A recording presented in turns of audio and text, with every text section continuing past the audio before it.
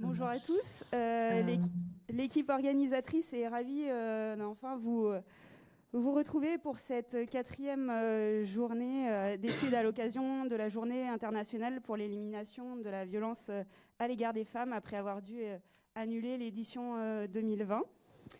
2020, une année qui avait commencé par la sortie du livre de Vanessa Springora, Le consentement. Thème d'actualité qui, me semble-t-il, vient nous questionner quasiment au quotidien dans nos pratiques professionnelles. Pour nous en parler et pour commencer cette journée, nous avons le plaisir d'accueillir en visio Alexia Boucherie, doctorante en sociologie à l'Université de Bordeaux. Elle est auteure du livre sorti en 2019, Troubles dans le consentement, du désir partagé au viol, ouvrir la boîte noire des relations sexuelles.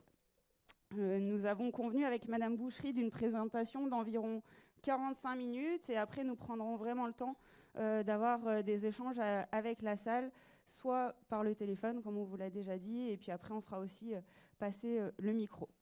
Voilà, Madame Boucherie, c'est à vous. Merci beaucoup du coup de m'avoir invité à cette journée. J'espère que la connexion sera bonne. Désolée de ne pas être là en présentiel, mais les transports Bordeaux-Clermont-Ferrand ne sont pas les plus pratiques. Mais du coup, voilà, j'espère quand même qu'on pourra échanger, réussir à échanger à la fin. Du coup, donc, on a pu le constater ces dernières années, comme vous l'avez souligné, notamment depuis les récentes affaires publiques MeToo, il y a eu un focus sur la notion de consentement dans la sexualité via la dénonciation de situations dans lesquelles les victimes étaient quand même fortement subordonnées, mais où il y a quand même eu une relation sexuelle imposée sans violence explicite. Les exemples qui illustrent le mieux cette idée, c'est aussi les affaires qui suscitent quand même le plus d'émotions et ce sont celles qui vont impliquer des enfants ou des jeunes adolescents et adolescentes, donc notamment dans le domaine, dans le cinéma, dans l'art de manière plus générale, dans l'Église également. Donc dans des milieux en fait avec de forts rapports de pouvoir symbolique et une omerta d'autant plus puissante, ce qui donne vraiment un effet de choc lors de leur révélation massive, même si généralement ce qu'on entend aussi c'est que finalement tout le monde savait, mais personne n'en parlait ou personne n'osait parler.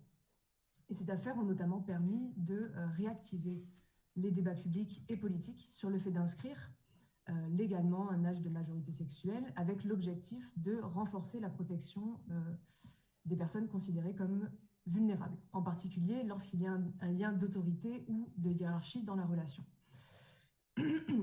Mais ces réflexions autour du consentement restent articulées autour des violences sexuelles, comme on l'a entendu dans les présentations juste avant la mienne, c'est-à-dire qu'on va chercher à ajuster le cadre dans lequel le droit peut intervenir dans notre intimité. Et c'est un débat qui est assez houleux et qui ne cesse d'être rediscuté à mesure que le niveau de tolérance aux injustices et aux inégalités s'affaiblit dans nos sociétés contemporaines. Et à ce titre, l'évolution de la loi française sur le viol illustre très bien ce phénomène, puisque ces différentes définitions se sont affinées au cours du temps jusqu'à aller à détailler assez précisément les éléments de contrainte explicites qui sont estimés comme interférents dans un choix volontaire et mutuel d'avoir une relation sexuelle, ce qui déterminerait la sexualité dite contemporaine. Et dans la traduction justement de ces lois pénales, il va y avoir dans la traduction civile de ces lois pénales, il va y avoir un raccourci communément admis selon lequel s'il n'y a pas de contrainte explicite, alors c'est qu'il y a eu consentement. Mais au final, même si ça a été évoqué tout à l'heure, il n'y a aucune loi à laquelle se référer pour définir ce qu'est le consentement. On en fait un opposé du viol finalement, à défaut d'avoir un modèle positif, même si c'est ce qui est d'ailleurs réclamé par plutôt des associations ou collectifs féministes de modifier la loi, comme cela peut exister sur notamment certains campus états-uniens, en ajoutant que le consentement est valide lorsqu'il n'est pas contraint, certes, mais qu'en plus il devrait être exprimé de manière explicite et enjouée afin de matérialiser le réel désir des personnes à s'engager dans une activité sexuelle. Or, le consentement est une pratique bien plus complexe que l'opposé du viol ou l'expression pure d'un désir. Et c'est là le cœur de mes recherches. C'est que pour moi, et d'autres scientifiques dont je partage les réflexions, il existe un véritable spectre du consentement qui va osciller entre une lecture assez morale de ce que serait le bon consentement. Et d'ailleurs, il y a un livre qui vient de sortir de Manon Garcia qui s'appelle La conversation des sexes et que je vous invite à consulter parce qu'il est très instructif sur cette question-là. Et donc voilà, il y aurait l'idée morale d'un bon consentement traduit par une acceptation explicite d'une relation sexuelle désirée pour laquelle on connaîtrait, voilà, idéalement pour laquelle on connaîtrait toutes les pratiques qui vont s'y dérouler. Donc ça, ce serait un consentement dit explicite et positif, entre guillemets, et une lecture pénale idéalement représentée par un refus explicite et qui est outrepassé avec violence, et ce qui représenterait le viol ou, enfin, en tout cas, une violence sexuelle. Mais entre les deux, entre ces deux pôles ou ces deux visions très idéales typiques, finalement, se mêlent en fait des tabous, des vulnérabilités, des conceptions particulières de soi et de l'autre, des sentiments d'amour, de profit, de redevabilité, de honte, et tous ces sentiments ou interactions interpersonnelles sont prises dans des rapports de pouvoir et tout un tas de normes sociales qui rendent le consentement bien plus complexe que simplement un choix individuel d'accepter ou de refuser une relation sexuelle uniquement selon son désir et qui finalement serait tout le temps libre tant qu'il n'y a pas de contrainte explicite qui viendrait orienter ce choix. Et d'ailleurs, on se rend compte qu'il n'y a pas besoin de contraintes explicites pour que des personnes se forcent à faire de la sexualité ou se forcent à avoir des types de sexualité ou des pratiques sexuelles qui ne leur conviennent pas. Et contrairement à ce que l'on pourrait penser, cette problématique ne concerne pas uniquement les publics que l'on a catégorisés comme vulnérables.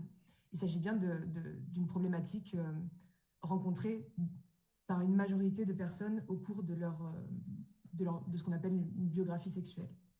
Et donc moi, justement, ce que j'aimerais vous présenter là, ce sont des raisons non exhaustives que j'ai identifiées pour lesquelles les personnes, donc moi, mon enquête se situe plutôt autour des jeunes personnes, donc 18-25 ans, et donc pour lesquelles ces personnes-là vont se forcer à faire de la sexualité et que j'ai identifié comme étant en lien plutôt avec une intériorisation et une reproduction plus ou moins forte de comportements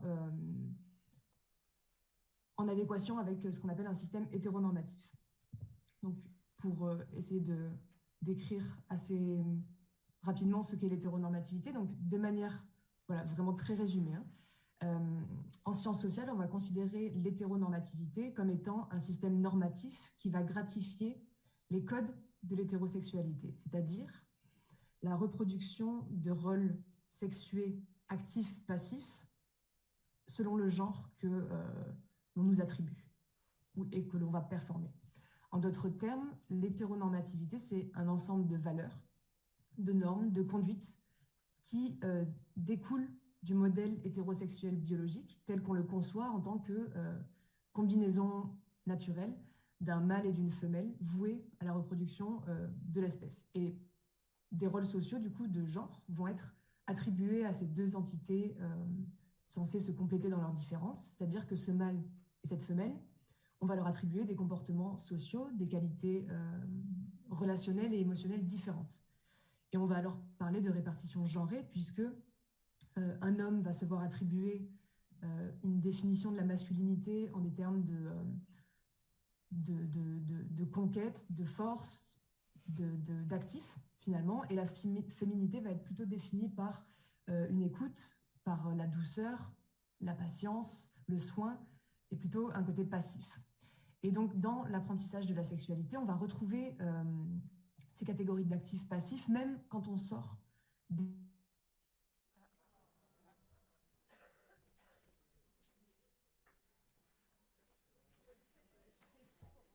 des relations hétérosexuelles, ces modèles-là sont exacerbés. Mais, est-ce que vous m'entendez? Ah mince. C'est reparti. Est-ce que ça a coupé vers où? Ah ouais. Ouais. Euh, du coup, je vais vous parler je ne sais pas si vous avez, bon, je vais reprendre sur l'actif-passif. Donc, au masculin, on va accorder plutôt des valeurs dites actives, tandis qu'au féminin, on va accorder des valeurs dites passives. Et justement, dans l'apprentissage de la sexualité, on va retrouver ces catégories-là d'actifs-passifs, même quand on va sortir des relations hétérosexuelles. Euh, le, les relations hétérosexuelles vont exacerber ce modèle actif-passif, mais même dans des relations homosexuelles, on peut retrouver justement cette conception d'actif-passif. Et du coup, dans les pratiques du consentement, et même dans les nouveaux modèles qui vont émerger autour du consentement que j'ai appelé positif, on voit encore le maintien finalement d'un rapport actif-passif, puisque le consentement va être conçu comme étant une réponse favorable ou défavorable à une demande. Donc, avec vraiment voilà, le maintien quand même de ce modèle-là quand on parle de consentement. Et une autre conséquence majeure de ce modèle hétéronormatif et de la binarité de la réflexion sur le consentement sexuel, donc ce que je disais au début, hein, c'est que soit c'est oui, et auquel cas la relation sexuelle n'apparaît pas comme problématique, soit c'est non, et si le non est outrepassé, dans l'imaginaire moral, on va penser que c'est un viol, ce qui n'est pas toujours le cas dans l'application juridique hein, de ces questions-là, mais voilà, cette réflexion entre problématique ou pas problématique en fonction de la contrainte. Bref, c'est qu'on va voir émerger justement un type de pratique que j'ai étudié et que j'ai décidé en tout cas que j'ai défini sous ce terme de zone grise du consentement, c'est-à-dire des relations sexuelles qui ont été acceptées sans qu'il n'y ait eu de contrainte explicite de la part du ou de la partenaire, mais qui pour autant n'étaient pas désirées. Et en fait, cette articulation-là vient justement questionner, voire même rendre obsolète, le cadre de compréhension habituel du consentement pensé comme naturellement désiré à partir du moment où il n'y a pas de contrainte explicite. Et donc voilà, ça c'est vraiment mon paradoxe de départ, c'est-à-dire que comment, dans un 21e siècle qui se veut plus égalitaire, plus libéré sexuellement, notamment avec des relations affectives et sexuelles qui peuvent se faire et se défaire bien plus simplement que dans le temps, quand même pas si lointain, où les mariages justement régissaient les unions et faisaient peser ce qu'on appelle vulgairement un devoir conjugal comme un impératif, voire même un devoir matrimonial. Comment et pourquoi il y a encore des gens qui se forcent à faire du sexe sans en avoir envie. Et donc, l'une des parties centrales de ma recherche, ça a été, et que je vais vous présenter, ça a été justement d'extraire des sortes de modèles d'idéotypiques qui revenaient le plus dans mes entretiens, des types de justifications qui répondent en partie à ce paradoxe en fonction de la variable de genre. Et là, une autre partie de ma thèse actuellement, c'est de voir justement à quel point l'intersection entre notamment des rapports de race, de classe et de sexe viennent produire des expériences spécifiques et autres dans la manière de concevoir et de pratiquer le consentement. Donc un premier modèle, on l'a vu du coup, donc l'actif, je répète, hein, est une qualité qui est plutôt attribuée au masculin, tandis que le passif est féminin. Voilà, si on retient l'adage, finalement, l'homme propose, la femme dispose. Et sur la question du consentement, donc dans un premier modèle de zone grise que j'ai nommé par conformité, on retrouve la volonté d'accorder les comportements sexuels en fonction du genre que l'on performe.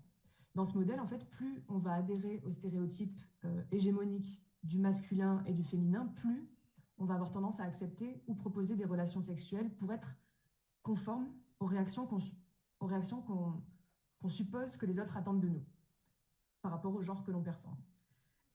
Et ce phénomène, il est exacerbé lorsque des situations sexuelles prennent place dans des lieux où il y a du contrôle social, voire de la pression sociale. Typiquement, les gens hommes comme femmes, ont plutôt évoqué le cadre de soirées festives, donc avec du monde, dans lesquelles ils s'étaient forcés à avoir une relation sexuelle simplement parce qu'ils et elle avaient flirté publiquement. Comme si une fois une fois que il et elle s'étaient exposés publiquement, il et elle étaient voués à finir la tâche, comme si finalement l'interaction sexuelle était une confirmation de la performance de son genre. Et il y a une répartition genrée parce que, par exemple, les hommes me disaient qu'ils avaient eu une relation sexuelle non désirée, mais pour assurer, c'est-à-dire pour valider leur virilité dans le fait d'avoir conclu. Et tandis que les femmes, elles, se justifiaient plutôt en disant qu'elles ne voulaient pas apparaître comme étant des allumeuses qui ne vont pas, pour le coup, non pas assurer, mais assumer d'avoir allumé quelqu'un en public.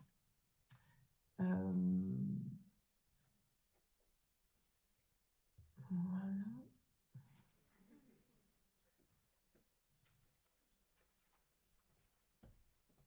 Et bon, je sais pas, je vais peut-être pas avoir trop le temps de développer ça, mais en tout cas, quelque chose que je suis en train enfin, une réflexion que je suis en train de développer là actuellement dans la thèse, qui pourrait soutenir ce modèle-là, c'est que les humains, de manière générale, dans les interactions, vont essayer d'éviter le plus possible de créer des malaises. C'est-à-dire que, et c'est pour ça qu'on a en fait tout un tas de codifications sociales sur comment on est censé se tenir, ce qu'on est censé dire dans une interaction pour qu'il y ait le moins de malaise possible, pour qu'on laisse le moins d'espace de malaise possible. Et dans la sexualité, ça peut se retrouver sous le nom de script sexuel, c'est-à-dire que les personnes, pour considérer qu'une situation est sexuelle, vont se baser sur un ensemble, sur une multitude de détails dont on a appris qu'ils étaient sexuels ou qu'ils signifiaient une intention sexuelle, etc. Et l'un des scénarios culturels qui est fort, c'est justement ce moment de fête où les gens se rencontrent et puis ça se termine en fait dans un isolement des deux partenaires et ça se termine par une interaction sexuelle. Et il y a beaucoup ce modèle-là qui est présent dans les films. Il y a souvent ces scènes-là, j'imagine que vous pouvez les imaginer, hein, donc des personnes qui se rencontrent, des regards, un jeu de regard avec la caméra dans une fête, puis on passe à un autre plan, enfin, il y a des interactions qui se déroulent où les personnes vont parler, danser ensemble, et un nouveau plan qui filme deux personnes plutôt isolées dans une chambre. Voilà, donc ça donne en fait plein d'informations sur le fait que si ce mouvement-là est accepté, même s'il n'y a pas eu d'explicitation de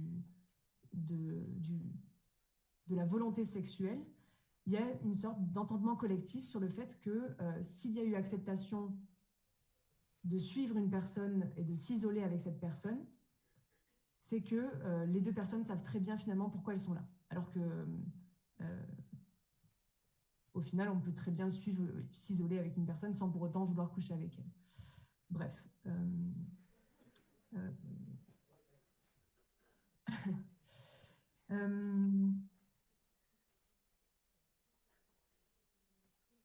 Voilà, donc il y a aussi le fait que, justement, il semblerait que plus les personnes sont inscrites dans ce script, c'est-à-dire que plus les personnes ont accepté un ensemble d'interactions censées mener à une relation sexuelle, plus les personnes vont avoir du mal à interrompre l'interaction qui est en train de se passer.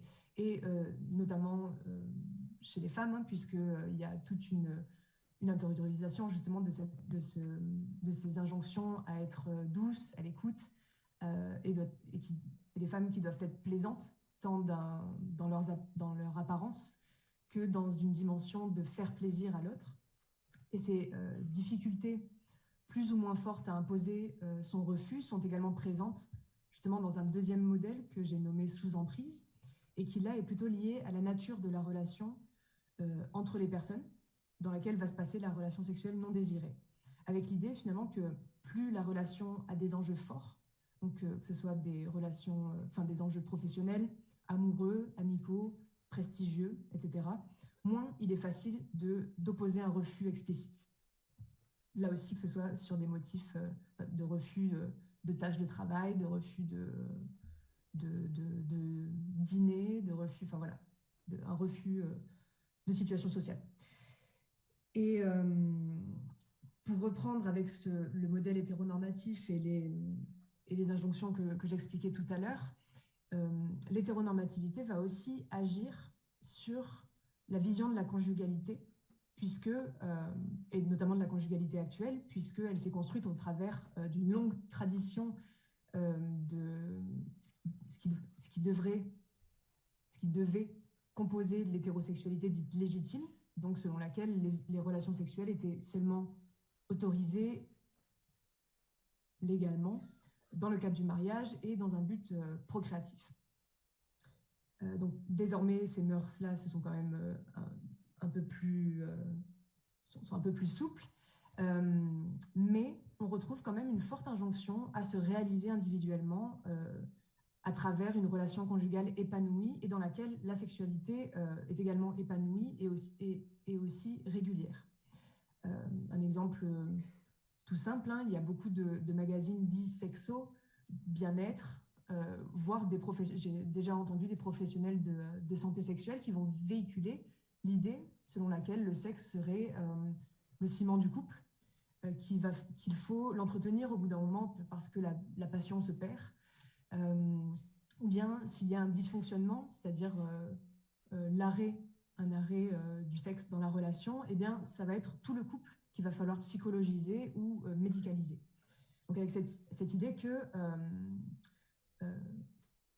la sexualité finalement fait partie en fait du pack de la conjugalité et que la sexualité témoigne du désir pour l'autre et donc de l'amour qu'on porte à l'autre. Et là aussi, une expression assez simple, hein, pour signifier justement la relation sexuelle, on va utiliser le terme de faire l'amour, ce qui renforce quand même cette vision de sexe conjugal, ou en tout cas relié par un certain amour porté à l'autre. Bref, et du coup, dans mes entretiens, les enquêtés ont pu me dire que il et elle s'étaient contraints ou contraintes dans leur relation parce que ça faisait plusieurs fois qu'il et elle refusaient les avances de leur partenaire. Et la personne finit par se dire, bon, il faut bien y aller au bout d'un moment, sinon il ou elle va penser que je ne l'aime plus, ou alors, justement, au bout d'un moment, il faut y aller parce que c'est plus facile finalement à supporter une relation sexuelle de courte durée plutôt que de devoir assurer une sorte de réconfort affectif autour de mais non, c'est pas que je t'aime plus, c'est juste que j'ai pas envie de faire de la sexualité. Des personnes me disaient que finalement c'était beaucoup plus simple de passer 10 minutes à avoir une relation sexuelle plutôt que de devoir avoir ce rôle-là, d'autant plus que c'est souvent, là encore, aux femmes d'assurer le confort émotionnel de la relation. Il peut également y avoir, et peut-être que ça sera présent dans le violentomètre qui vous sera présenté, mais ce qu'on appelle du chantage affectif, hein, ou des arguments qui s'y apparentent du type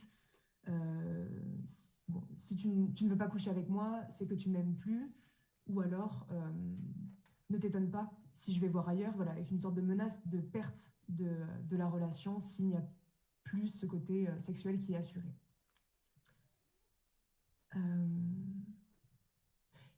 Dans ce type de modèle, les personnes ont pu quand même rationaliser ce type de relation sexuelle par un calcul assez rationnel des bénéfices que leur apportait la relation en termes de sécurité affective, sécurité financière, sécurité familiale, sécurité sociale. Bref, pardon.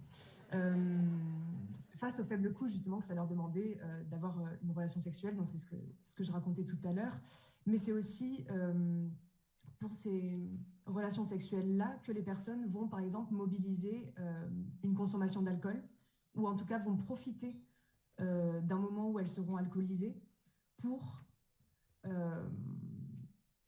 accomplir finalement leur devoir conjugal, parce que ben voilà, ça allège le moment. Donc il peut y avoir aussi cette utilisation, comment les personnes vont essayer de bricoler finalement des stratagèmes pour rendre le moment plus supportable. Et c'est pourquoi j'ai appelé ce modèle-là sous-emprise, parce qu'il n'y a pas une emprise volontaire de la part des partenaires, mais finalement une emprise sociale d'injonction à la sexualité. Et enfin, il y a un troisième modèle que j'ai nommé par altruisme, c'est-à-dire des relations sexuelles qui vont être acceptées ou proposées pour faire plaisir à l'autre. Et donc, ça va plutôt être là aussi une justification qui va se retrouver dans le discours des femmes plutôt, que j'ai interrogé. Mais ce que je trouve quand même aussi intéressant, c'est que j'ai pu l'observer moins fréquemment, mais j'ai pu l'observer dans des discours d'hommes qui étaient un peu plus jeunes, donc plutôt des hommes entre 18 et 20 ans, et dont le profil en fait qui s'intéresse justement aux questions de féminisme, ou en tout cas à des contenus médiatiques qui vont mettre en avant l'importance d'un plaisir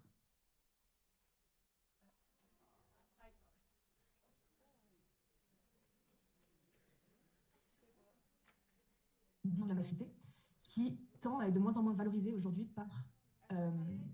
ça va couper. Ah mince. 10 secondes. Donc sur... Tout à fait. Et du coup, donc voilà, des hommes qui vont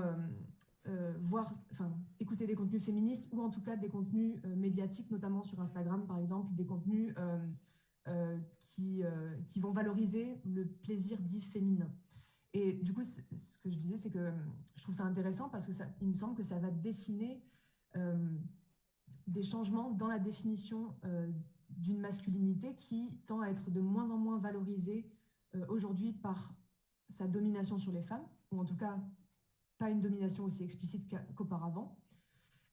Aujourd'hui, les vrais hommes, et on va retrouver ça notamment pour marquer une sorte de distinction des sociétés dites modernes qui seraient plus égalitaires par rapport aux sociétés considérées comme archaïques. Donc concrètement, une distinction avec des enjeux de classe et de race. Donc ces vrais hommes vont se démarquer par leurs aptitudes à faire jouir une femme. D'autant plus dans une vision marquée par des années de psychanalyse et de psychiatrie qui ont construit un sujet féminin comme étant dur à satisfaire, complexe à satisfaire. Et donc cette qualité de faire plaisir à l'autre est devenue un critère valorisant pour les hommes, alors même qu'il tend à être considéré comme un signe de faiblesse, ou en tout cas comme un signe pas forcément positif pour les femmes, puisque ça montrerait qu'elles ne sont pas finalement émancipées de leur rôle de faire plaisir à l'autre avant de penser à elle. Et donc, faire plaisir à son ou sa partenaire, c'est un motif qui est quand même communément mobilisé pour expliquer pourquoi des personnes ont eu une relation sexuelle non désirée. Et parfois, ça peut même être rationalisé comme étant une manière d'expérimenter et d'alimenter ses propres limites, une manière de construire ses propres goûts et dégoûts en matière de sexualité, avec une dimension d'épanouissement personnel, ou en tout cas de meilleure connaissance de soi. Donc ça va concerner le consentement à des pratiques sexuelles dont les personnes n'avaient pas forcément l'idée au premier abord, mais qui ne vont pas être contre le fait d'essayer pour faire plaisir à leur partenaire, tout en nuançant bien dans le discours que si jamais cette pratique devient trop pénible, il et elle n'ont pour le coup, n'ont aucun problème à dire stop. Et c'est une chose justement qu'on ne retrouve pas dans les modèles précédents, c'est cette idée de se sentir légitime à refuser ou arrêter une relation sexuelle juste parce que ça ne leur plaît plus. Dans les autres modèles, les personnes vont plutôt, et surtout les femmes, vont plutôt invoquer des problèmes de santé, vont évoquer leurs règles, leur menstruation, en tout cas des indispositions physiques pour justifier leur indisponibilité sexuelle. Voilà, donc avec toute l'idée derrière qu'on devrait fournir des justifications considérées comme légitimes pour justifier de l'indisponibilité de nos corps, comme si finalement les corps étaient accessibles par défaut. Globalement, c'est un modèle qui est quand même vécu, en tout cas considéré comme étant moins grave que les autres, donc notamment par le fait de se réapproprier cette relation comme étant une expérience. Par exemple, j'ai l'exemple d'un jeune homme qui s'était réveillé après une soirée alcoolisée, qui s'était réveillé parce qu'un autre homme était en train de lui faire une fellation. Donc, a priori, on pourrait considérer juridiquement que ça peut entrer dans le cadre d'un viol, puisqu'il y a eu une pénétration par surprise, a priori. Mais cet homme m'a dit qu'il préférait voir ça comme une expérience plutôt que comme un viol parce qu'il y a pris du plaisir. Au final, même après la surprise, il s'est dit, bon, en fait, c'est assez plaisant, allons voir jusqu'où ça nous mène. Mais aussi parce qu'à posteriori, il a considéré qu'il n'avait pas été traumatisé. Et ça, c'est une autre idée que je trouve très importante, c'est à quel point, en fait, les personnes vont faire la comparaison de leur expérience avec les représentations qu'elles ont du viol, que ce soit par rapport à un viol vécu ou de manière plus ou moins stéréotypée selon leur expérience et connaissances qu'ils ont à ce sujet. Donc, globalement, la phrase « c'est pas comme si j'avais été violée », c'est quelque chose que je retrouve énormément dans mes entretiens et qui vient relativiser des zones grises vécues, quel que soit le modèle, pour les rationaliser plutôt comme étant un mauvais moment, mais qui n'était pas traumatisant. Et ça traduit ce que je disais au début, c'est que seul le viol serait problématique dans la sexualité et dans le consentement. Toutes les autres expériences qui ne sont pas interprétées comme des viols sont finalement juste des mauvais moments à passer, comme si finalement ces expériences-là faisaient intrinsèquement partie de l'expérience de la sexualité. Je sais pas combien de temps il me reste. Vous avez largement le temps, c'est bon. Largement le temps, ok. Ok, super. Donc, je vais quand même sur la conclusion, hein, mais du coup, qu'est-ce qu'on peut retirer de tout ça?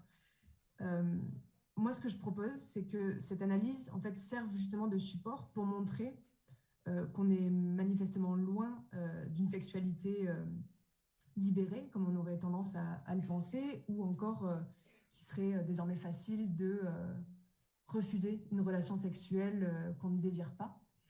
Et ces idées-là me semblent véhiculer une responsabilité individuelle de la capacité à consentir ou non, et ça a tendance à effacer la puissance justement des stéréotypes culturels et des scripts sexuels qui vont contribuer à l'instauration de violences plus structurelles. Et d'ailleurs, ces violences ont tendance à être de plus en plus dénoncées du fait de cette intolérance beaucoup plus grande aux injustices et notamment aux injustices liées au genre, mais on est quand même bien obligé de reconnaître que sur le terrain, dans nos relations sexuelles quotidiennes, voilà, demeurent quand même des normes, demeure cette hétéronormativité structurelle qui va orienter les choix sexuels, les choix et les pratiques du consentement. Et du coup, c'est pourquoi je pense que, justement, en tant que professionnel confronté aux questions de consentement, donc voilà, celles et ceux parmi nous qui enseignons, enfin, qui forment, qui récoltent des témoignages, il est important de prendre en compte tout ce terreau social-là, toutes ces injonctions dans la sexualité, mais aussi plus généralement les rapports de pouvoir qui vont traverser notre société donc de prendre en compte tout ça dans la manière dont on va transmettre des modèles de consentement ou des normes de consentement à appliquer dans la pratique. Et justement, un dernier point, du coup, c'est que quand on s'intéresse à la pratique du consentement, et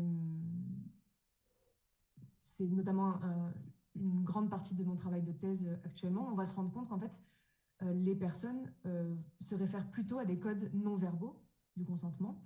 Et ce modèle, c'est un modèle général que l'on retrouve, comme je le disais un peu tout à l'heure, dans tout film romantique, dans toute production culturelle.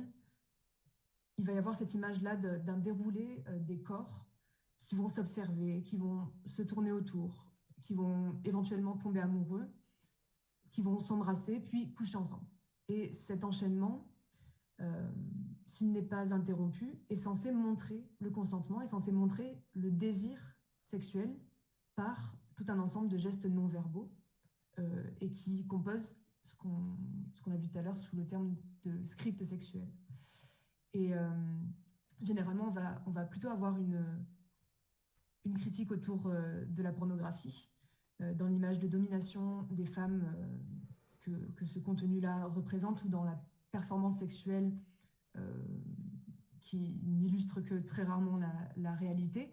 Mais finalement, les productions cinématographiques les plus mainstream et qui sont accessibles à tout le monde dès le plus jeune âge donnent aussi une image très simplifiée du consentement et du désir, et ils n'interrogent que très rarement l'adéquation ou l'incohérence entre les deux.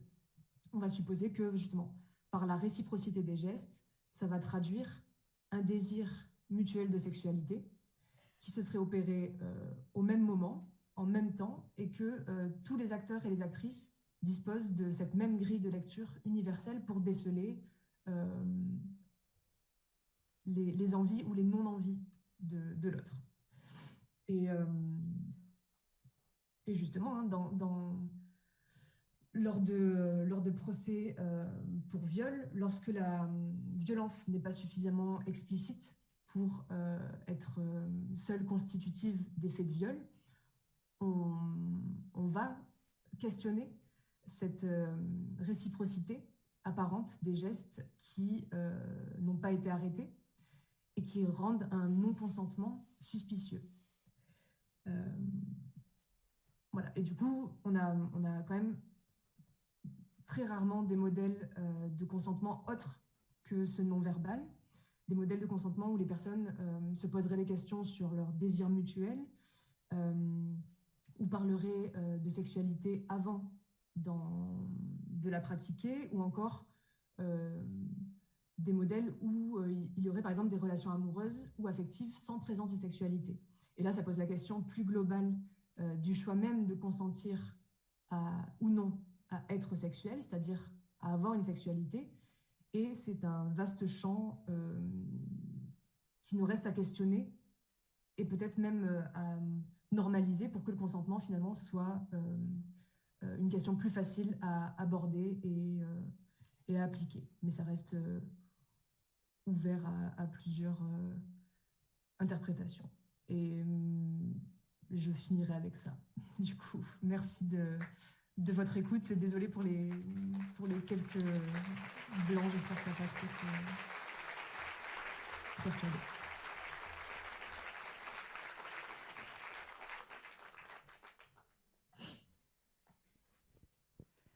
Ok, du coup, nous allons prendre le temps d'échanger avec la salle.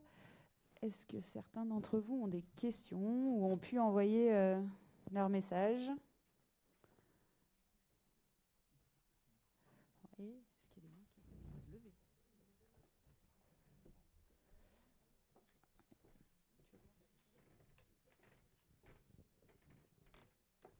Alors moi, je vais juste commencer par une question pour que ce soit un peu plus clair. Quel lien ou quelle différence vous pouvez nous expliquer et faire entre l'hétéronormativité et la société qu'on nomme patriarcale?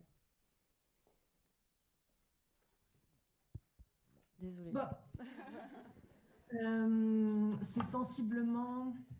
c'est plus ou moins sensiblement la même chose. La seule différence peut-être, c'est que ce qui caractérise quand même beaucoup les sociétés dites patriarcales, c'est le soutien du droit par rapport Enfin, c'est l'inscription dans le droit de l'inégalité entre les hommes et les femmes. C'est-à-dire que ce qui caractérisait quand même la société patriarcale, je ne sais pas, d'il y a une centaine d'années, ouais, une centaine d'années, ça peut marcher, c'était que quand même, il y avait le droit légitimé la supériorité des hommes, et notamment sur leurs femmes. Le droit donnait droit aux hommes d'avoir la possession sur leurs épouses, en fait. Donc, ce qui est différent dans les sociétés actuelles, c'est que désormais le droit souhaite protéger l'égalité entre les hommes et les femmes. Et c'est pour ça que certains et certaines chercheuses n'utilisent plus forcément le terme de patriarcat, puisque au niveau légal, ce système-là n'est plus soutenu. Mais pour autant, demeurent des normes, et c'est pour ça que j'aime beaucoup ce concept d'hétéronormativité qui permet vraiment de voir comment il y a une continuité, même si le système patriarcal tend à être réparé par le droit actuel, dans les comportements, dans la manière dont la société est structurée, ces normes-là inégales persistent. Je ne sais pas si j'ai bien oui, répondu. Et du coup, en tant que société, vous parlez des sociétés plutôt occidentales, quoi. Là, pour l'instant, oui, je me base uniquement sur les sociétés occidentales et même la France hexagonale, pour le coup. Ok. Est-ce que du coup, est-ce que vous avez eu vent, ou est-ce que vous savez si dans les sociétés plutôt matriarcales, est-ce qu'il y a des injonctions comme ça au niveau de la sexualité, ou est-ce qu'ils vivent et ils pratiquent la sexualité d'une autre manière? Ça, je n'aurai pas de réponse là-dessus parce que ça va plutôt être des travaux anthropologiques qui vont s'intéresser à ces questions, et non, je n'ai pas du tout pris en compte ces modes d'organisation sociale dans mon étude. D'accord, merci. On a une question qui vient d'arriver du coup sur le téléphone. Est-ce qu'on peut dire que vous avez répondu à la question qui est que céder n'est pas consentir? Ben ça, c'est vraiment toute la grande question qui organise les débats autour du consentement. Et c'est vraiment cette question-là de à quel moment on va considérer que le consentement est véritablement valide.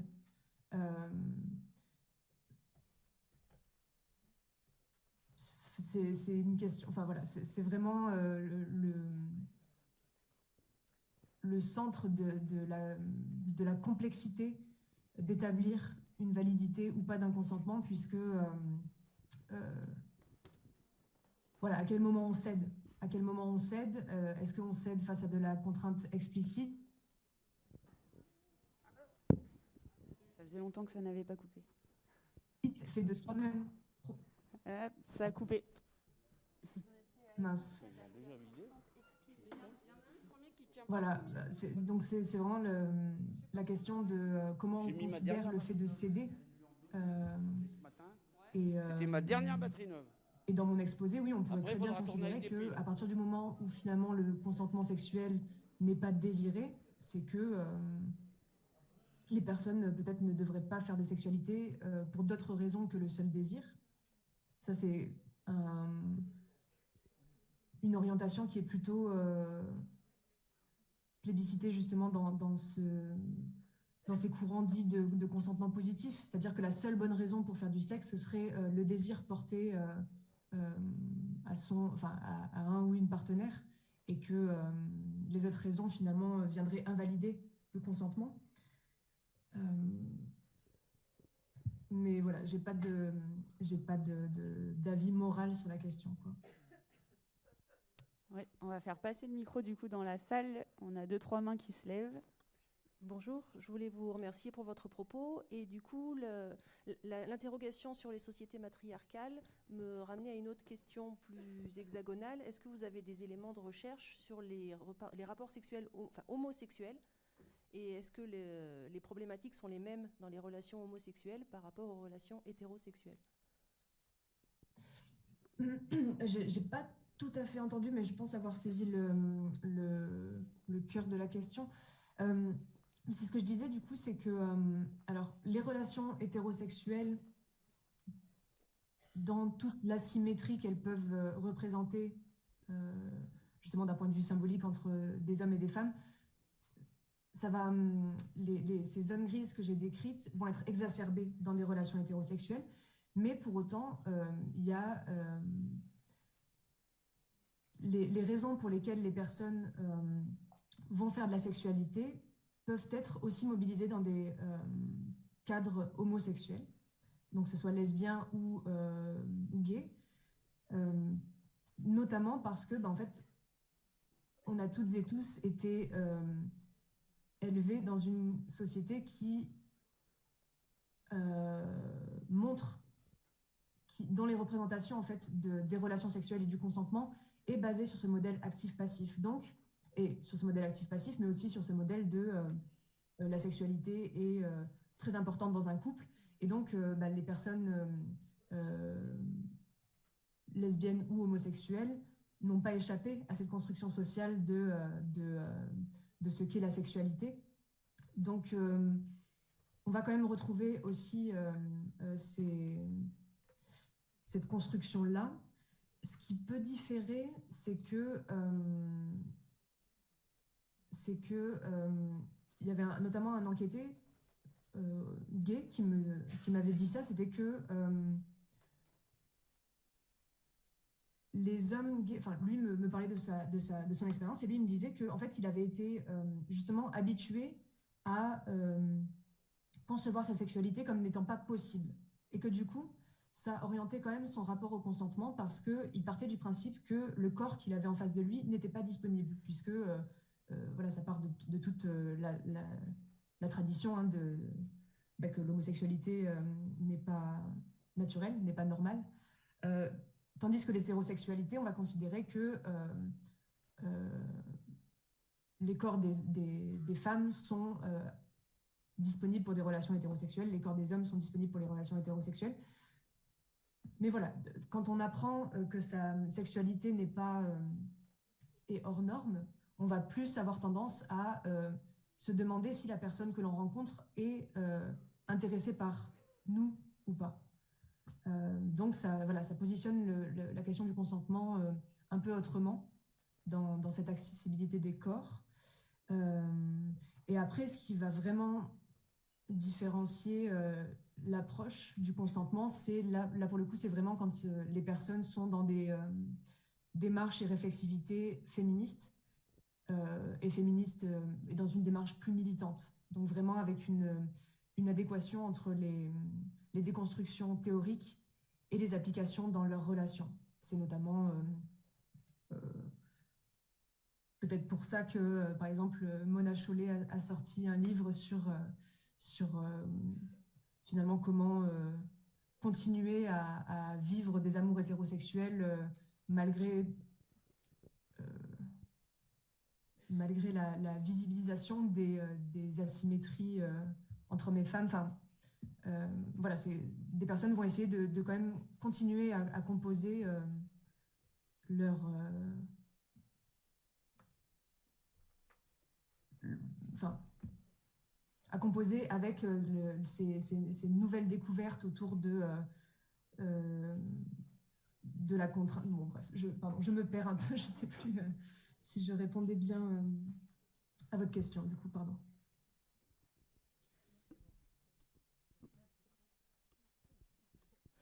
Oui, bonjour. Je vous remercie pour vos propos sur cette notion de consentement et notamment sur cette zone grise que vous avez évoquée, et je voulais rebondir sur le céder n'est pas consentir. Moi, je suis magistrat, donc ça va être très pratico-pratique, hein, mais effectivement, actuellement, nous avons avec le MeToo, de plus en plus de plaintes de jeunes filles, puisqu'on est sur les 18-25 ans, qui déposent plainte et qui viennent dire « Je ne voulais pas, mais j'ai voulu lui faire plaisir ».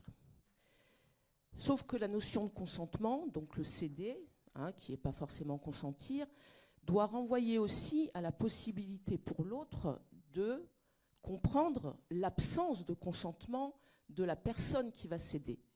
Et ça, c'est très important, en tout cas juridiquement, pour nous, praticiens du droit, de rappeler ça parce que ça devient très compliqué dans nos pratiques professionnelles, même si on peut entendre effectivement la parole d'une jeune fille qui va dire « bah ouais, j'ai cédé, j'avais pas envie », mais pour autant, est-ce que c'est constitutif d'un viol, puisqu'on est quand même, c'est une journée où on parle de ça aujourd'hui? Pas forcément. Voilà, donc il faut faire très attention sur cette notion de consentement, sur laquelle certainement il faut travailler auprès des jeunes, pour essayer de comprendre et justement ne pas forcément céder, mais le droit ne réglera pas tout ça. Voilà ce que je voulais dire. C'est bien pour ça, oui, qu'il y a une distinction entre les conceptions morales du consentement et les conceptions pénales qui ne sont pas du tout en adéquation et le droit peine et peut-être que le droit n'a pas vocation à régler ce terme, enfin ce genre d'interaction-là. Mais oui, c'est ce qui notamment provoque beaucoup de sentiments d'injustice, dans le sens où quand des personnes vont aller porter plainte parce qu'elles estiment que justement leur non-consentement a été outrepassé et que la justice leur répond mais non, ça n'est pas justement constitutif, votre récit n'est pas constitutif d'un viol, c'est très voilà, ça provoque beaucoup de sentiments d'injustice et d'impunité parce qu'il y a une définition plutôt morale du consentement qui est que normalement on devrait respecter une démonstration de non-consentement. Et par rapport à ça, le fait de percevoir qu'une personne n'a pas envie, dans mes entretiens, de manière théorique, toutes les personnes sont tout à fait au clair sur quels sont les comportements qui montrent qu'une personne n'a pas envie. En revanche, quand on creuse un peu et qu'on va voir dans leur pratique effective, en fait, les personnes, et notamment les hommes pour le coup, ont tout à fait ont de très bonnes raisons de ne pas appliquer totalement leur définition de ce qu'est le non-consentement, puisque s'ils veulent accéder à des relations sexuelles de manière simple, justement, il leur est tout à leur avantage de ne pas expliciter la question du consentement, de ne pas s'arrêter pour poser la question de véritablement, est-ce que tu as envie que je continue ou pas? C'est plus facile de justement profiter du flou, profiter du flou et de se baser sur cette réciprocité, ou en tout cas sur le fait qu'il n'y ait pas eu d'arrêt de la réciprocité pour se dire la personne en avait envie, sinon elle m'aurait dit non. Et voilà, pour tout ce qu'on a vu précédemment, il y a plein de bonnes raisons pour lesquelles les personnes ont du mal à dire non. Et voilà. Du coup, je vous remercie pour votre intervention et d'avoir questionné les stéréotypes de genre. Et votre question m'appelle à une autre question, qui est la prévention et surtout l'éducation à la sexualité. Et dans tout ce que ça représente effectivement de questionnement des normes, du rôle de chacun, de développer les compétences psychosociales, de savoir ce qu'on ressent, comment l'exprimer au mieux, etc. Et aussi peut-être sur un enseignement sur l'histoire du couple, dissocier effectivement le désir, l'amour. J'ai l'impression que, ici dans la salle, je sais qu'il y a des personnes qui participaient à ces programmes d'éducation et puis qui n'ont plus les crédits pour le faire. Et on sait que certes, il y a des efforts qui sont faits sur cette prévention, mais trop peu. Donc ça, c'est juste une réflexion personnelle. Et je trouve dommage qu'on soit toujours en train d'essayer de réparer plutôt que de prévenir, même si effectivement, il y a des volontés de faire la prévention. Et dans le vocabulaire que vous avez utilisé sur actif-passif, moi, je préfère toujours dire actif-réceptif, parce que ça donne le choix à celui qui reçoit de refuser ce qu'on lui présente. Et je trouve qu'aussi au niveau du vocabulaire, cette notion d'actif-passif, elle est un peu dommage. Et que actif-réceptif, ça me paraît plus adéquat.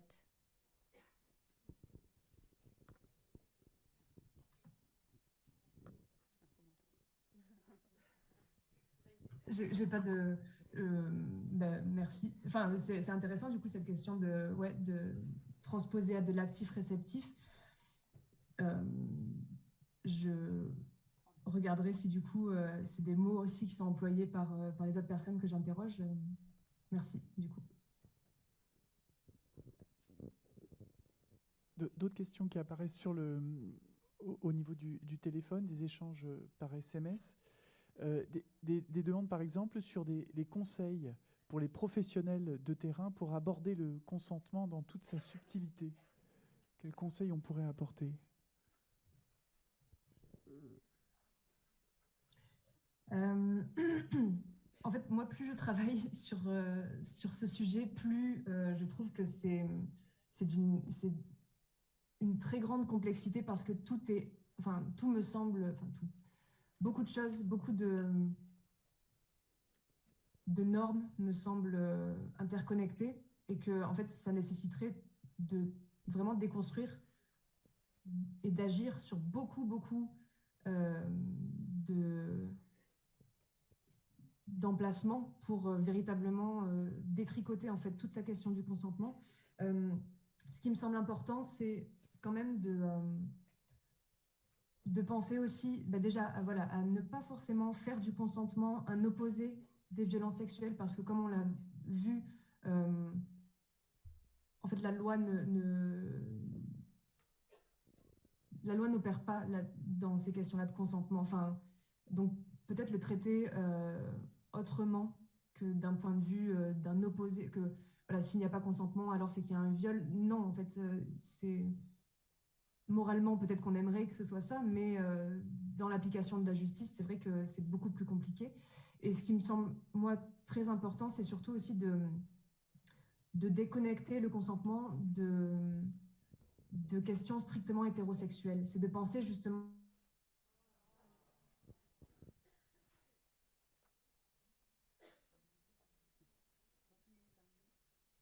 important. Et peut-être aussi de réfléchir. Du coup, je disais de aussi sortir la question du consentement des relations strictement hétérosexuelles, donc de penser que les questions de consentement et les questions de violence ne sont pas réservées aux hétérosexuels. Et peut-être aussi de penser la question au consentement selon ce que je disais à la fin, c'était essayer peut-être de se demander ou de demander notamment par exemple aux jeunes publics que vous rencontrez, pourquoi ces personnes font de la sexualité, pourquoi ils et elles pensent que c'est important la sexualité. Peut-être réfléchir à est-ce que la sexualité est une activité obligatoire dans la vie d'une personne? Est-ce que et peut-être le présenter de cette manière-là, quoi. Pas prendre la sexualité comme étant quelque chose qui va forcément arriver, mais peut-être comme le choix d'une activité comme une autre. Ok, on avait une autre question. Finalement, quelles sont les spécificités, voire les vulnérabilités des 18-25 ans avec, par exemple, l'influence des réseaux sociaux? Alors moi, j'ai pris les 18-25 ans parce que il me semblait que c'était une population qui était très intéressante à interroger sur un éventuel effet MeToo, dans le sens où les personnes de 18 ans ont vécu, en tout cas, avaient autour de, a priori, 14-15 ans, je ne sais plus exactement, mais bon, bref, étaient dans dans une période a priori de construction de la sexualité et de voir comment cet événement-là avait pu justement orienter leur perception du consentement. Est-ce que justement, suite à cet événement, les discours dans de l'éducation à la sexualité avaient pu changer? Enfin voilà, moi du coup je voulais regarder un peu ce qui pouvait varier dans cette tranche d'âge-là. Donc c'est pour ça que je les ai choisis, pas forcément parce qu'il y avait une vulnérabilité, enfin pas parce que je présumais une vulnérabilité spécifique. Et par rapport aux réseaux sociaux, alors la plupart m'en ont parlé de manière assez positive dans le sens où ça leur permet d'accéder justement à des contenus éducatifs sur la sexualité.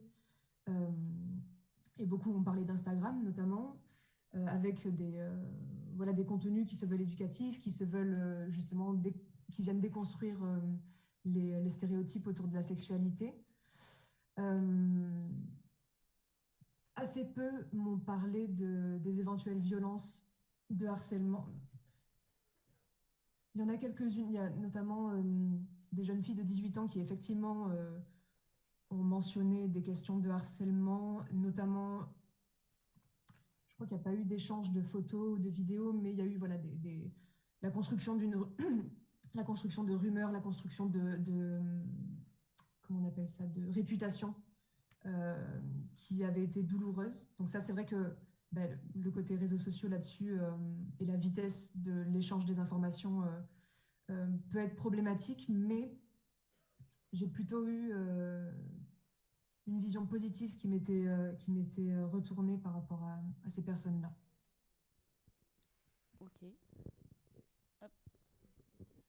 Une autre question qui aborde une thématique précise sur, par exemple, le cadre d'un accompagnement social d'une personne étrangère qui a vécu avec d'autres modèles, et notamment avec l'image de la femme lui devant, entre guillemets, obéissance, et les difficultés à accepter finalement un autre modèle culturel comme le nôtre et l'égalité homme-femme.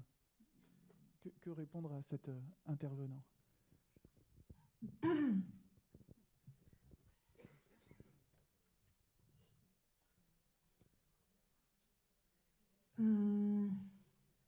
Là-dessus, moi, j'ai pas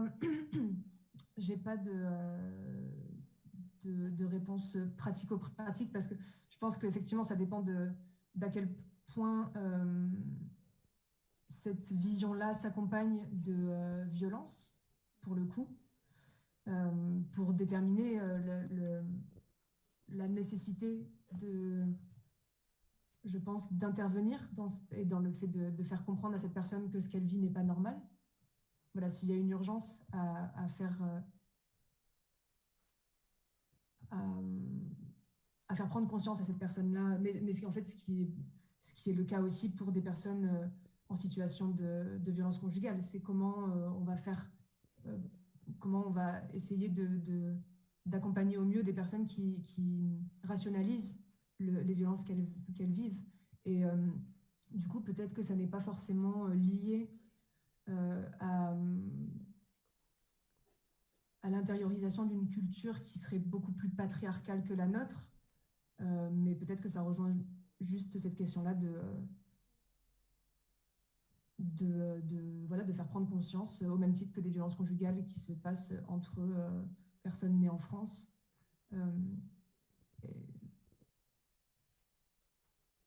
Ouais, voilà ce que je pourrais y répondre, que peut-être que les cadres de normes patriarcales ne sont pas si éloignés que ce qu'on pourrait penser entre ces deux situations.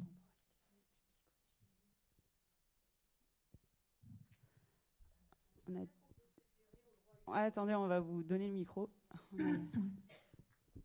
Je me disais qu'en termes de cadre, effectivement, dans l'interculturalité, on peut se raccrocher aux droits humains et aux droits en santé sexuelle, qui sont pour le coup universels et transculturels, logiquement.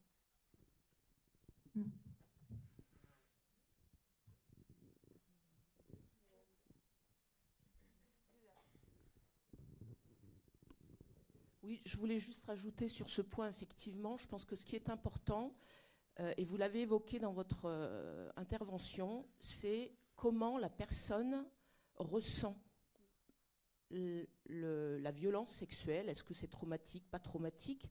Donc que ce soit interculturel, effectivement, est-ce que les femmes sont en capacité de comprendre, c'est comme les violences conjugales, vous l'évoquez, ce qu'elles sont en train de vivre. Mais l'exemple que j'ai abordé tout à l'heure de ces jeunes filles qui ont cédé pour faire plaisir à un jeune homme dont elles se pensaient ou elles se disaient amoureuses, dans leur discours, dans leur plainte, ce que j'ai entendu, moi, souvent, c'est qu'au moment où elles l'ont vécu, elles ne l'ont pas vécu comme un viol. Mais une fois la séparation intervenue, en échangeant avec d'autres, là, on vient leur dire « Ah, mais tu n'étais pas d'accord, donc c'est un viol ». Donc, voilà, je pense qu'il y a tout un travail à faire là-dessus, sur comment est vécu effectivement ce qui peut être considéré comme une violence ou pas. Et d'où l'importance du travail, effectivement, de prévention qu'on évoquait tout à l'heure. Merci. Tout à fait. Mais là aussi, voilà, toute la question aussi, c'est de savoir si est-ce que l'intensité du ressenti violent ou traumatique doit catégoriser l'intensité de la situation vécue. C'est-à-dire que, bon, outre les processus traumatiques, enfin, outre les processus, par exemple, de dissociation ou de sidération, ces choses-là qui, justement, font qu'on ne reconnaît pas la situation comme étant violente. Outre ces processus-là, il y a effectivement des situations où les personnes vont dire justement, c'est pas comme si j'avais été violée, donc avec toutes les représentations qu'elles mettent sur le fait d'être violée, mais est-ce que pour autant ces situations-là ont à être rationalisées dans la sexualité? C'est vraiment une question de est-ce qu'on va considérer la sexualité comme une activité tout à fait banale que l'on fait pour des raisons autres que le désir, c'est-à-dire que par exemple on peut aller au cinéma pour faire plaisir à quelqu'un, on a déjà vu le film nous intéresse pas, bon on va y aller quand même parce que ça ne nous dérange pas. Donc est-ce qu'on considère que la sexualité fait partie de ces activités-là auxquelles on peut se forcer un peu parce que ça ne nous dérange pas, ou est-ce qu'on va considérer que c'est une activité qui doit être à part et donc régie par des normes morales bien plus strictes. Et voilà, et c'est tout le paradoxe d'une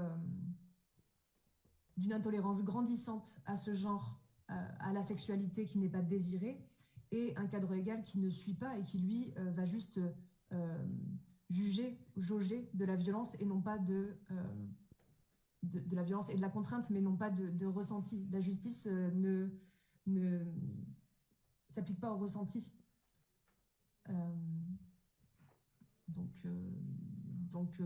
Voilà, ça représente vraiment tous les paradoxes et toute la complexité du sujet par rapport à toutes les conceptions qui sont portées dessus, quoi. Il y a également un livre qui est vraiment très très intéressant et qui permet justement de comprendre aussi ce décalage entre l'application légale et juridique. C'est un ouvrage de Catherine Lemaguerès qui s'appelle « Les pièges du consentement » et qui est, alors il est un peu complexe parce que justement il parle de comment le droit fonctionne, c'est une juriste, mais il est vraiment très très très très intéressant et très très enrichissant sur justement comment marche la justice et ce qui fait que certaines situations ne vont pas être prises en compte parce que manque de preuves ou manque d'éléments constitutifs de l'effraction. Ok, une question, c'est quels sont les amplificateurs, en tout cas les facteurs de risque favorisant justement ces zones grises? On avait parlé des alcoolisations. Est-ce qu'il y a d'autres facteurs de risque?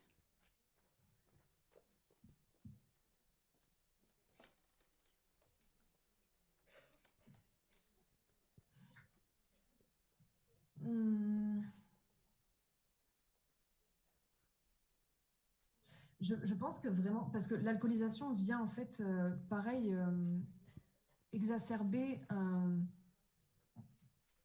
des scripts sexuels qui sont déjà présents. Donc, je ne sais pas si c'est des facteurs... oui, c'est un facteur qui va amplifier, mais qui ne crée pas ces zones grises-là. Donc après des autres amplificateurs j'aurais tendance à dire beaucoup de situations où il y a une forte dimension hiérarchique entre les personnes, ou une forte dimension même symbolique de rapport de pouvoir. C'est-à-dire que, par exemple, si on prend un homme de pouvoir, un homme politique avec une puissance financière, qui est blanc, qui est en poste, et on prend une femme qui est à l'opposé de cette personne en termes de statut social, la relation sexuelle entre les deux me semble effectivement plus propice à justement l'apparition de ces zones grises-là, que dans des relations où les personnes semblent un peu plus égales, au moins sur le papier, quoi. Mais ce qui ne veut pas dire que dans un même milieu, il n'y a pas de zone grise, ce qui ne veut pas dire que le milieu bourgeois est exempt de ces situations-là, pas du tout, hein, mais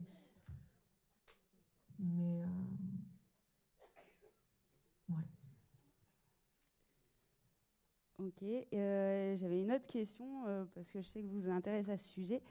En quoi la vision queer est claire sur la question du consentement, et peut-être que vous pouvez aussi nous développer justement ce mouvement? Alors, il y a plusieurs définitions de ce qu'on appelle les mouvements queer. Pour moi, j'y mets une définition, c'est des personnes qui vont se situer en dehors du spectre hétérosexuel ou en dehors du spectre cisgenre. Cisgenre, c'est-à-dire que une personne cisgenre, c'est une personne qui performe le genre qu'on lui a accordé à la naissance, qu'on lui a attribué à la naissance. C'est-à-dire que voilà, c'est des personnes qui sont en accord, qui n'ont pas de souci avec le genre qu'on leur a attribué à la naissance. Donc du coup, les mouvements queer, ça va être des personnes qui se situent en marge de ces deux normes-là, de ces deux normes majoritaires, et qui vont avoir une réflexion critique et politique de ces systèmes-là. Ça va être de considérer que le système hétérosexuel et le système cisgenre sont des systèmes oppressifs, et donc qu'il faut construire des alternatives pour pouvoir exister et pour pouvoir stopper les violences faites à l'encontre des personnes minorisées. Et du coup, dans cette perspective-là, effectivement, il y a une déconstruction de ces injonctions à la sexualité, en partant du principe que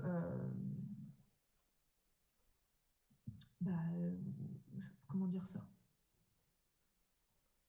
En tout cas, ce qui peut être intéressant dans ces mouvements-là, c'est que les personnes vont aller vont essayer de créer des modèles qui vont à l'encontre de ceux qui sont véhiculés, notamment par exemple contre des modèles hétéronormatifs du consentement. Et donc ça va être le fait de développer sur des bases alternatives l'idée de consentement. Donc il y a ce qui est beaucoup visibilisé, c'est notamment les sexualités dites BDSM, où là il va y avoir vraiment toute un questionnement et une réflexion assez critique sur la manière dont on dit le consentement, parce que ce sont des pratiques sexuelles qui justement font appel, qui jouent avec les rapports de domination. Et donc pour jouer avec les rapports de domination, il faut en être conscient et consciente, et il faut essayer de sécuriser au maximum les pratiques sexuelles qui vont se dérouler en s'appuyant sur ces dominations-là. Et qu'il va y avoir aussi dans ces mouvements queer une véritable volonté d'avoir une cohérence entre les déconstructions théoriques et les pratiques qui sont faites. C'est-à-dire qu'il ne suffit pas de juste être contre les violences sexuelles pour que ça marche. Les personnes vont essayer de développer véritablement des alternatives à proposer. Il y a un livre qui est, je ne sais pas si je peux le conseiller ou pas, mais moi j'ai trouvé très, très intéressant justement dans l'appréhension du consentement et même du plaisir sexuel et de la construction de la sexualité. C'est un livre qui s'appelle Le b.a.-ba du sexe entre meufs et personnes queer. Et il est vraiment très, très... je le trouve très, très enrichissant, vraiment. Et voilà, et qui va proposer notamment une vision alternative de la sexualité qui ne soit pas, et notamment par exemple qui n'est pas centrée autour de la pénétration, autour d'une pénétration pénis-vagin, qui va valoriser d'autres manières de faire de la sexualité. Voilà. Merci. Pardon. Du coup, comment en pratique, dans les relations BDSM, elles sont sécurisées d'un point de vue du consentement? Vous en parliez là. Alors, je ne me suis pas intéressée, je me suis pas beaucoup intéressée à ces mouvements-là, mais je sais que par exemple Manon Garcia dans son dernier livre en parle. Donc dans le BDSM, il va y avoir ce qui est majoritaire, c'est l'utilisation, enfin l'une des bases, c'est l'utilisation d'un safe word, c'est-à-dire que on met en place de manière mutuelle, on se met d'accord sur l'utilisation d'un mot qui n'ait pas de connotation sexuelle la plupart du temps, pour que on puisse justement jouer avec des scripts qui sont de l'ordre justement d'outrepasser le refus d'une personne, c'est-à-dire que d'érotiser cette situation où une personne va refuser et qu'on va quand même contraindre. Enfin, très clairement, hein, il y a l'érotisation de scénarios de viol, mais qui du coup, cette érotisation-là est faite sur... Alors, en théorie, parce que là aussi, il peut y avoir beaucoup d'abus dans la communauté BDSM, mais comme partout, finalement, parce que cette communauté-là n'est pas exempte des rapports de pouvoir. Du coup, voilà, on se met d'accord sur le type de pratiques qui peuvent être faites pendant la relation sexuelle. On se met d'accord bien en amont, avant de pratiquer la relation sexuelle. Et on se met d'accord sur voilà, un mot qui sera à utiliser pour faire cesser complètement l'interaction. Et ce qui est intéressant aussi, c'est que, je ne sais pas si c'est propre à toutes les communautés BDSM, mais en tout cas, moi, dans les communautés BDSM que je connais, il va y avoir toute une attention portée après au réconfort. C'est-à-dire qu'on sait qu'on a joué avec des scénarios violents, on sait qu'on on sait qu'on est allé loin dans des limites, dans des douleurs, parfois dans de l'humiliation. Il y a des jeux d'humiliation qui se mettent en place. Et du coup, il y a un long temps qui est mis en place pour l'après, pour le fait de se rassurer, si les personnes en ont envie, de se serrer dans les bras, de se communiquer de l'affection, des choses comme ça, pour justement balancer le côté parfois très violent qui a pu être mis en scène. Chose qui pourrait tout à fait, par exemple, être appliquée dans des relations non BDSM, c'est-à-dire que le BDSM part du principe qu'on va jouer avec des scénarios qui impliquent de la violence, qui impliquent de la domination, de la soumission. Donc, qu'il faut faire attention à la manière dont on met en place tout ça et à la manière dont on sécurise cet espace-là, mais on pourrait tout à fait prendre ces considérations-là pour les calqué sur des relations non BDSM, en considérant que, par exemple, une pénétration pénis-vagin peut représenter ou peut faire vivre des violences à l'autre, et donc du coup qu'on pourrait, comment on fait pour sécuriser une relation sexuelle, même avec des pratiques considérées comme normales, entre guillemets. Est-ce qu'il y a d'autres questions dans la salle? Réflexion?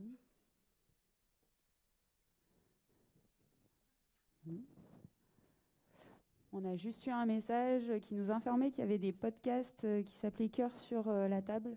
Voilà, pour information, c'est un outil. Sur la table aussi. C'est bon pour vous? Ok. Bon, en tout cas, merci beaucoup pour votre intervention. Merci à vous.